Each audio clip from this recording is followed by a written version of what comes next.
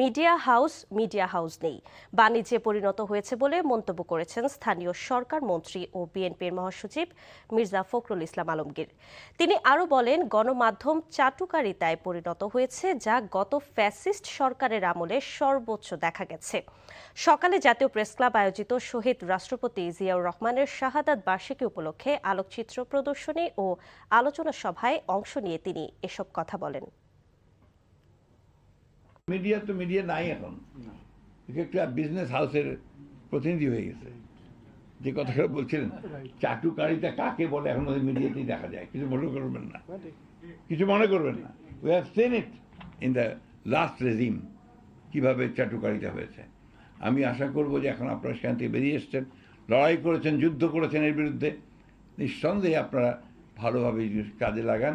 আমরা আপনাদের সঙ্গে আছি, আগেও ছিলাম, এখনও আছি। রাস্তায় যেমন একসাথে দাঁড়িয়ে মিছিল করেছি, এখনও দরকার হলে প্রয়োজনে আমরা এই ব্যাপারে আপনাদেরকে সর্বত্র সহযোগিতা প্রদান করব।